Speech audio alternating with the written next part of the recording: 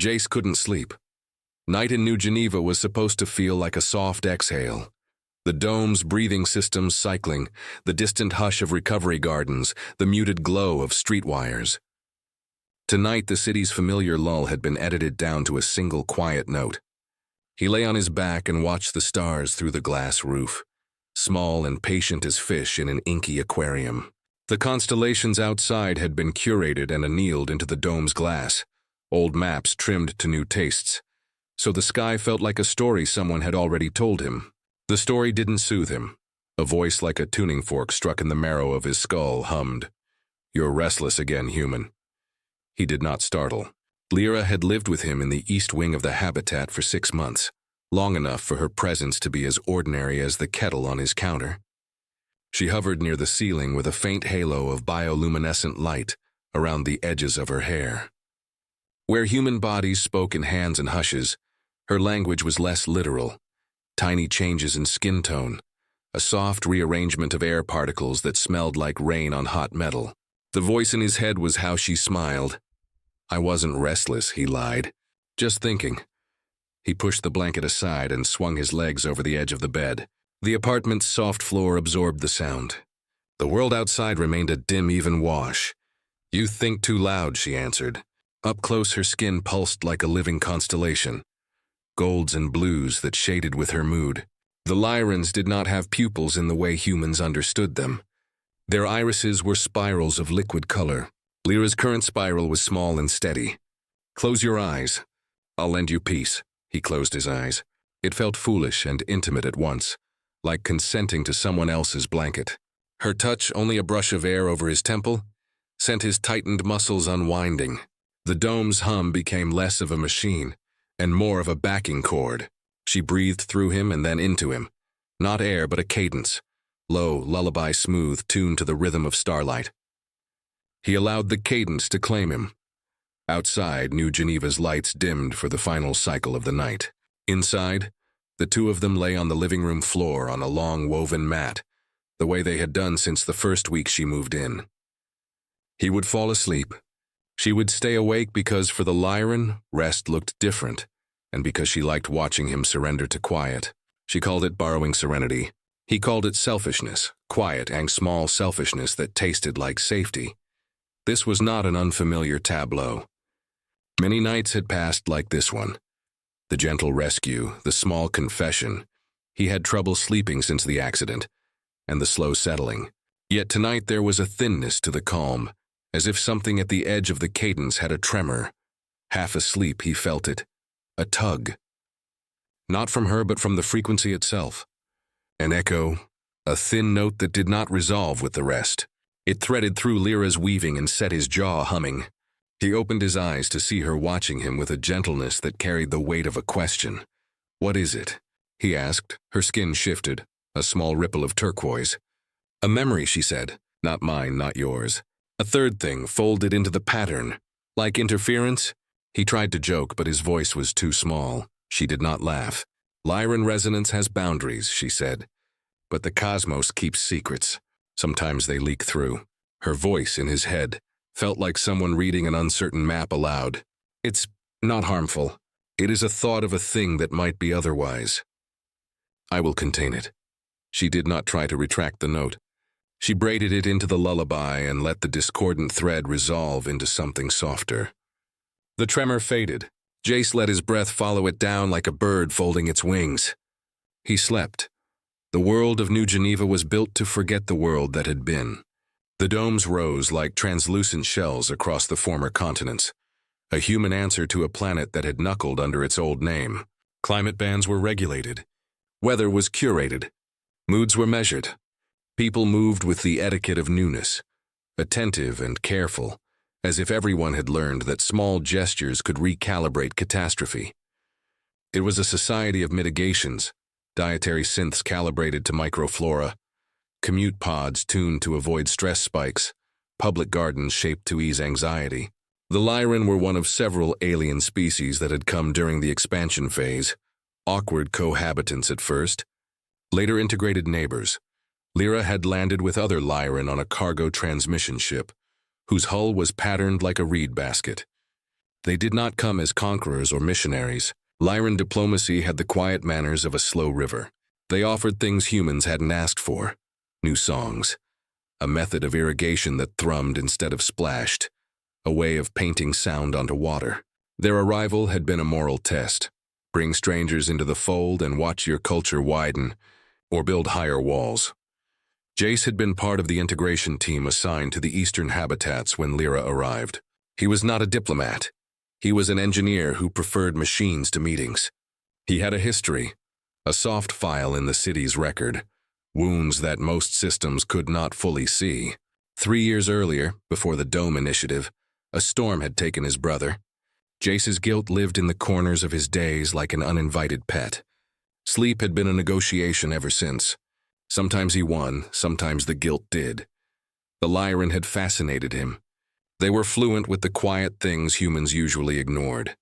The grain of the air, the skin of light, the way plants listened.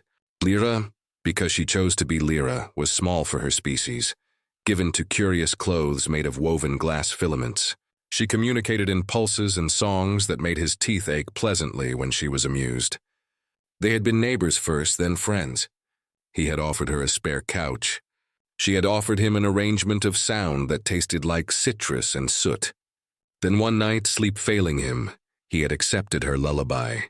"Take the day off," she told him the morning after the discordant note. She hummed the sentence and poured boiled fruit into a low clay cup the way a human would pour tea. "I can't." The heat exchangers. He trailed off because he could feel the friction in her pulse. "Small, like someone tucking a blanket around their ankles."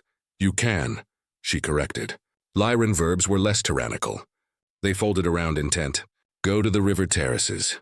Watch. If you tether yourself to careful comforts, you will stretch the rest of your life thin." He wanted to argue. Instead, he sighed. New Geneva ran on small routines. If too many people took days off, the cities held emergency meetings to recalibrate. But he also knew the kind of day Lira meant. A slow, patient walk along planted terraces where the engineered river cut through glass sculptures. He let his thumb hover over the compad and then set it down. He found his boots. The terraces were a river that had never known raw fall.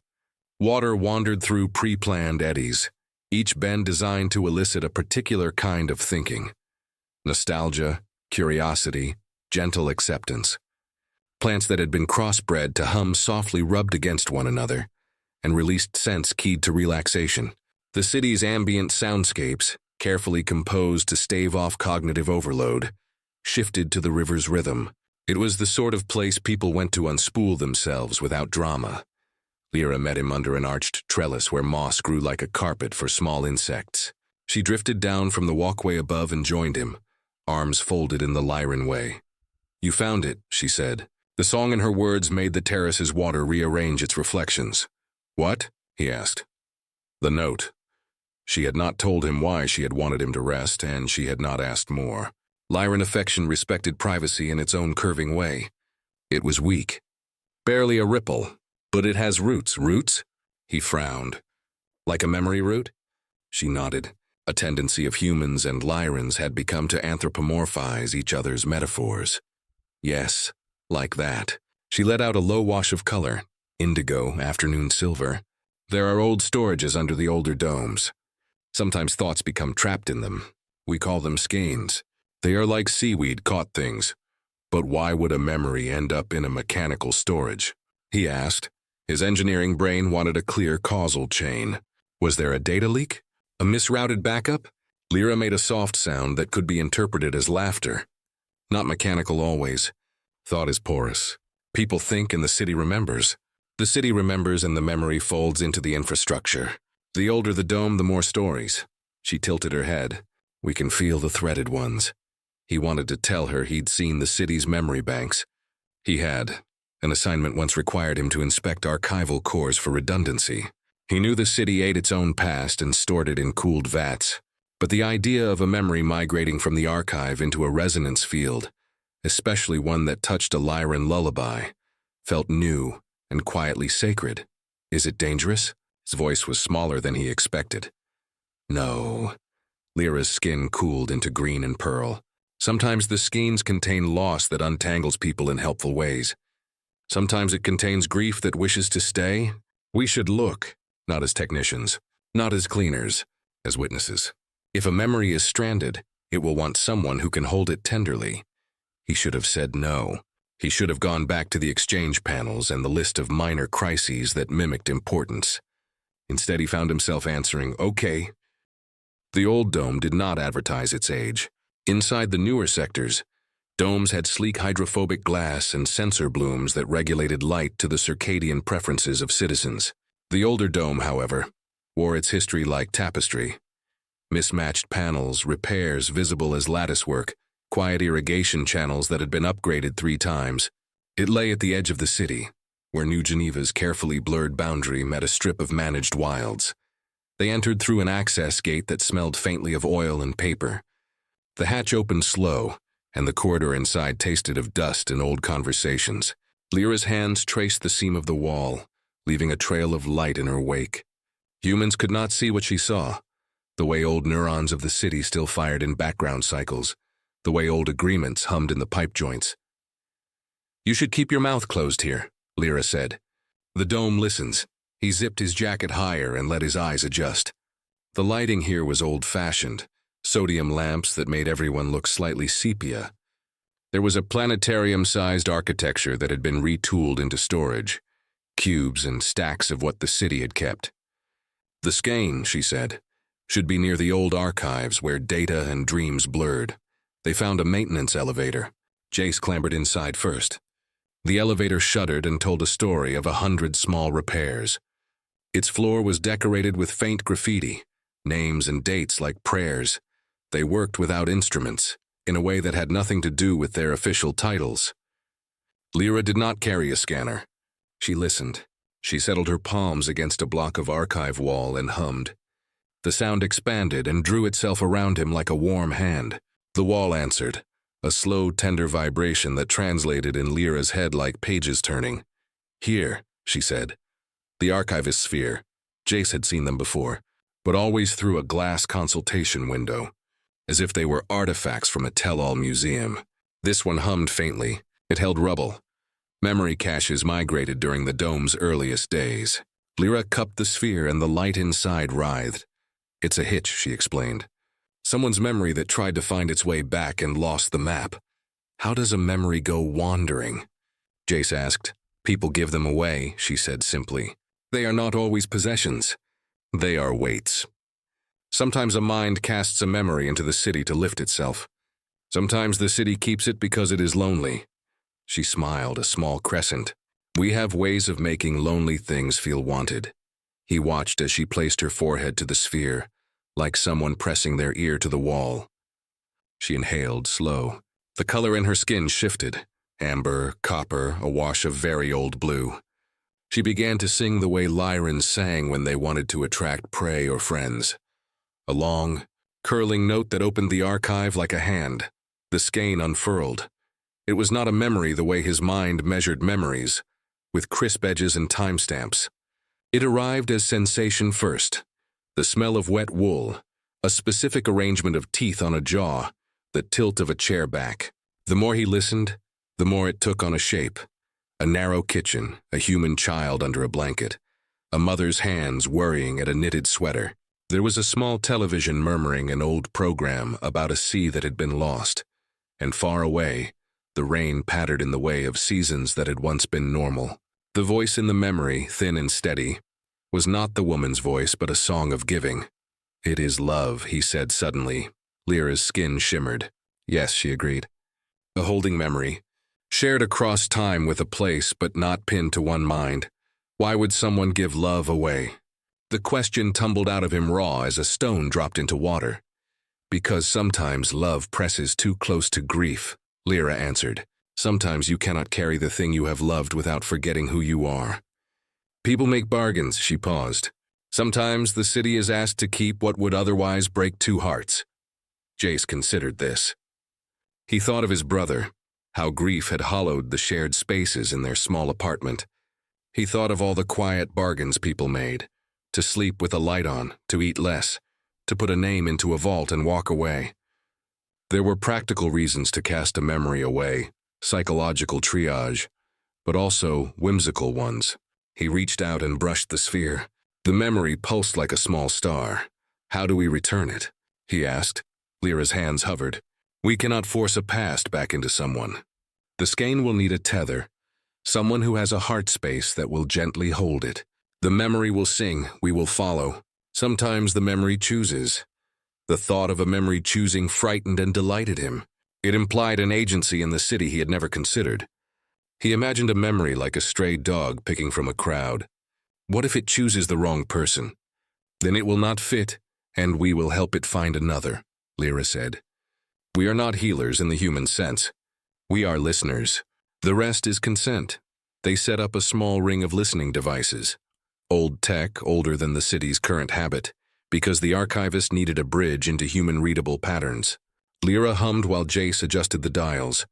The skein settled into the instruments like a creature curling into a lap.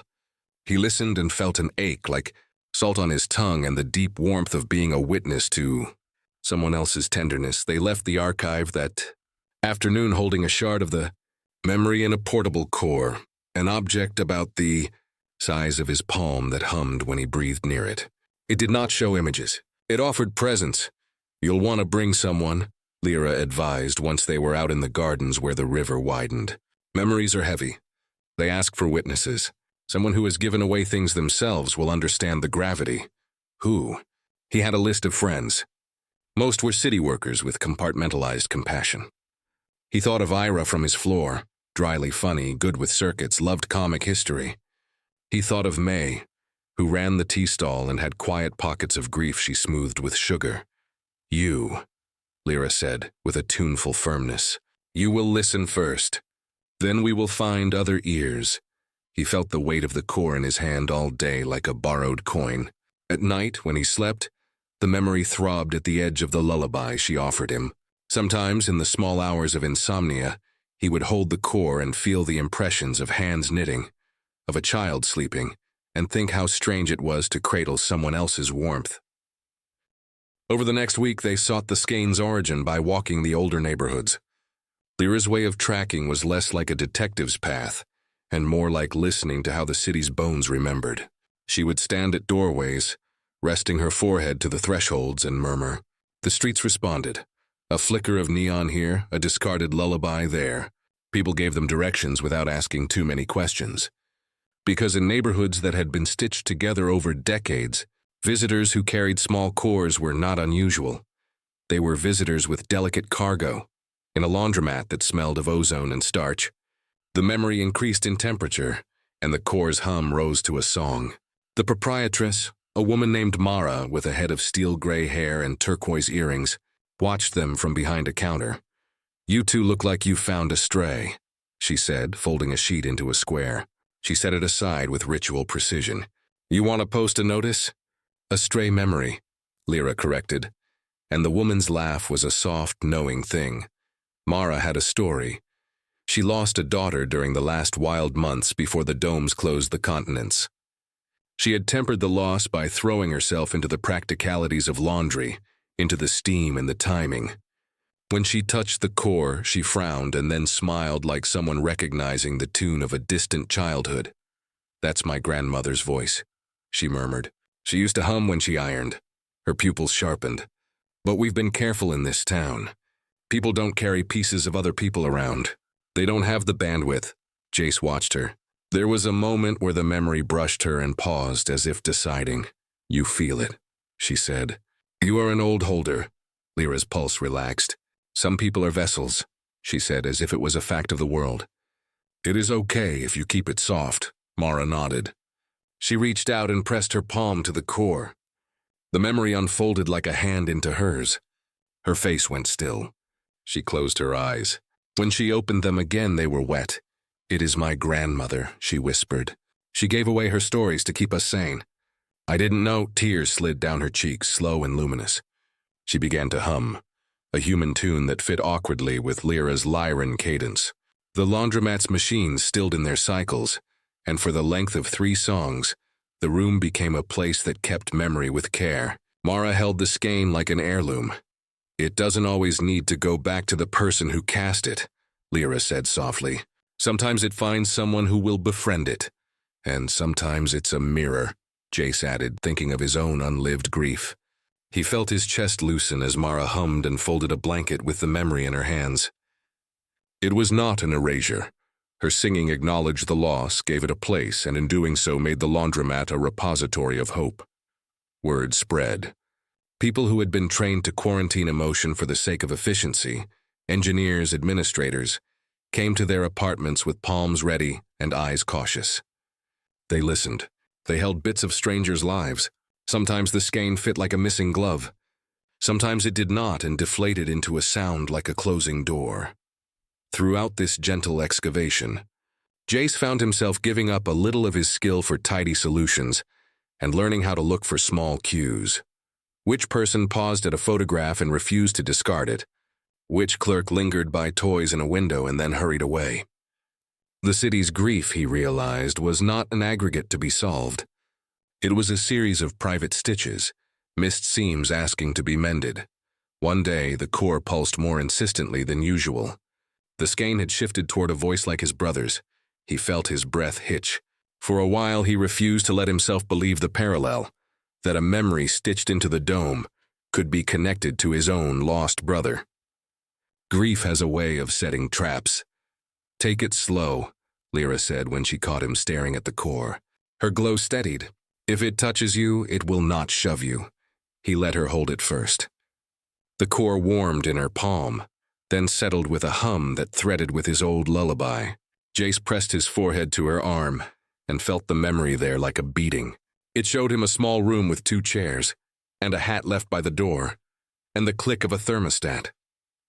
There was a small book on a table, a child's book. The memory tasted of toast and orange marmalade. It was not precisely his brother's life, but the shape of a sibling's tenderness fit like a template. Does it feel like him? He asked. Lyra's skin softened. Not exactly, but it understands siblings. She placed her hand on his knee. You can hold it. You will keep it soft, he did. For the first time in years, he allowed himself to hold something that was not his, and to let it teach him how to hold. The memory did not cure him. It did not bring his brother back. But it taught him small practical things. How to fold a hat in a way that kept it airy. How to leave a chair not empty but expecting. The skein was an instruction in tenderness. The city's network of holders started to look less like a formal program and more like a shadow of intimacy. People left the cores at doorsteps for others to pick up. Children began to bring items to the neighborhood listening sessions. Old toys, faintly sung lullabies recorded on memory sticks, recipes that had been favored and then abandoned. The domes responded not by banning the practice, but by allocating small, quiet rooms where skeins could be tethered and witnessed. New Geneva's carefully engineered serenity widened to include spontaneous tenderness. It would be dishonest to say that everything became easy. There were skeins that carried anger like a heat stroke. Those required slow cooling, and the presence of a listener who could hold ferocity without being consumed. There were skeins that had been shared between lovers who had been separated by migration. They kept the scent of the exile in their folds and made listening rooms smell like railroad stations. And there were skeins that did not want to be known. On occasion, a core would pulse and then pull away like a child resisting touch. One evening, Lyra's hum splintered, and Jace woke to the irregular cadence he had first noticed months ago. The discordant note became louder, a thin undermurmur that threaded through the city's background and refused to be woven into the lullabies. "What now?" he asked, finding her awake and sitting on the mat with her arms knotted around her legs. She looked ancient in the dim light, colors darkening. "This one is ancient," she said. "It has roots in many hands. It is not a singular memory, but a stitch in the fabric that remembers wrongs. Wrong as in crime." He asked. "Wrong as in injustice," she said. "It is a thing the city holds that belongs to no one because it belongs to many. People have tried to bury it, but it comes up in other forms." He felt the old prickle of dread. Structures that kept harm concealed were always older than the domes. He thought of the early agreements with corporations, the silent evacuations. "Can we untangle it?" Lyra's glow dimmed. "We can listen. We can map. But the city is stubborn. Sometimes the wrongs are knotted into foundations. Untangling them will reveal things people would rather bury. Sometimes that is necessary. Sometimes it is dangerous. He sat up. Dangerous for whom? For those who live on the buried lies. Her spiral eyes tightened into a linear focus. For those who profit from the cover. For those who thought forgetting would make them pure. She let out a breath that tasted like iron. For us, perhaps. For you, perhaps less. For the city, definitely. He thought about the suspended peace, the delicate etiquette of New Geneva's quiet. Yet something in him. Something that had been coiled by loss, uncoiled at the idea of a wrong laid bare. If the domes were to be true sanctuaries, could they be built on secrets? We should map it, he said. Slowly, carefully, with witnesses. Lira smiled, the kind of smile that uncurled plans like maps. We will need allies. She hummed a cadence that was more of a gesture than a tune. Friends who do not flinch at long histories. Citizens who love this dome for what it could be, not merely for what it is. They began with archives, legal filings, old engineering contracts, trade agreements whose language read like oblique arithmetic. Some records were open. Others required permissions that had weighty bureaucratic keys. Jace, with his old clearance, had access that others might not. Lira's skill was to weave with the city's bones, to find the seams where old contracts had been grafted. It was like following a network of small scars. What they found was not a single villain, but a lattice of compromises. Corporations that had been granted seismic quotas during the frantic years, administrators who had buried complaints under the priority of shelter, procedural decisions that left certain neighborhoods at risk to guarantee others. The skein, the undermurmur, was a concatenation of small moral compromises whose combined weight looked like an injustice. They mapped it not with rage, but with tenderness. That was Lyra's method. They gathered witnesses. Mara the laundromat keeper, May the tea vendor, a municipal archivist named Hal who had kept coffee-stained lists and never allowed anyone to call him sentimental. Each person touched pieces of the map and brought oral histories, small admissions of choices made for survival. We took the quota because our district needed the greenhouses. We prioritized the transit line because we thought it would save more lives. These were not evils so much as human trade-offs made under dress, but trade-offs had consequences. The undermurmur's core told them about a flood boundary that had been moved by a clause in a contract. Small adjustments made to the floodplain map in exchange for improved energy distribution.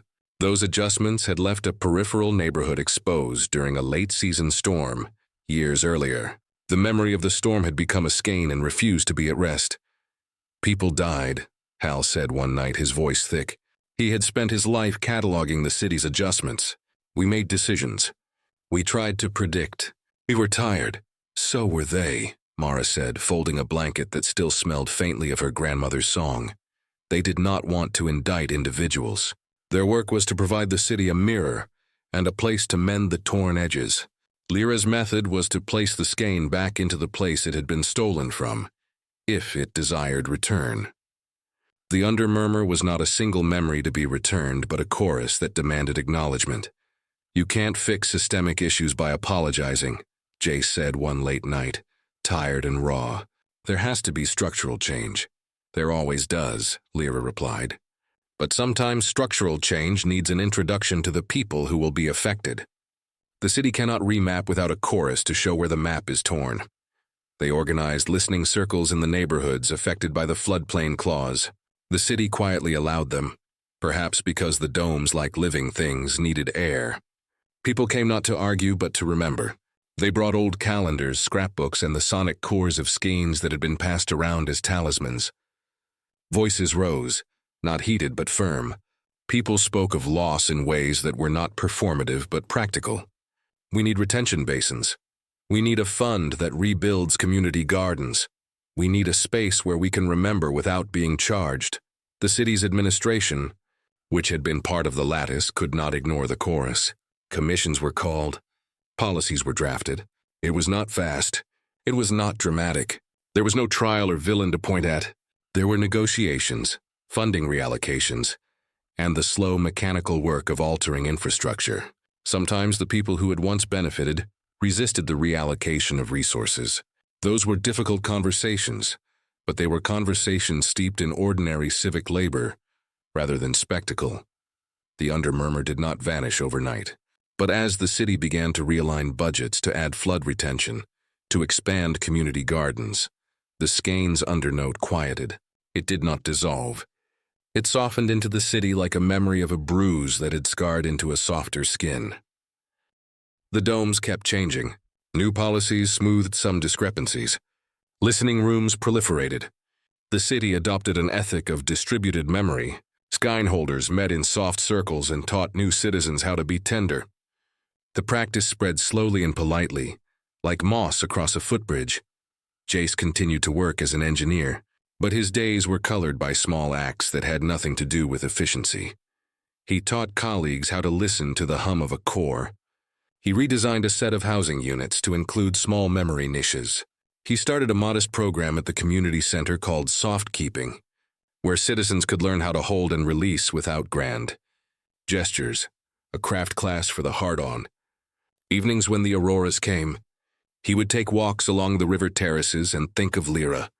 Sometimes, at the edges of the terraces, children would gather with small, wrapped cores that their grandparents had given them, memories of gardens that had been before the domes, of songs that had been sung by people whose faces the children could only imagine. The city hummed in the background a better-tuned instrument. He slept more easily now, not because the suffering had stopped, but because it had been shared in ways that made it bearable. He had learned how to fold grief into small objects, a hat, a song, a core, and to leave them in places where they could be seen and tended. This was not an eradication of pain. It was a practice of gentleness. Once, months after Lira left, Jace received a transmission. A single short song from beyond the carrier's journey, a pulse packed into a packet. It was a Lyren tune with a human counterpoint, half sung, half whispered. Lira's voice threaded through it. "We are planting stars where they were missing," the packet said in the thinnest possible human translation he had. "We are returning seeds." The sound ended, leaving a residue of warmth. He pressed his hand to the dome glass and felt for an instant. A chord that included not only Lira but the city and Mara and Hal, and all the small people who had learned to keep soft places inside them. The auroras above the dome stretched like a hand offering light.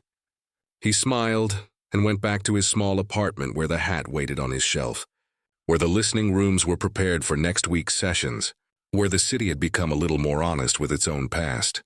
He lay down. The air smelled of tea and rain. He breathed in, out. The stars above, curated and patient, blinked. Somewhere far away, a Lyren song drifted into the net of the sky. He closed his eyes and let it find him. A gentle frequency that settled like starlight on skin.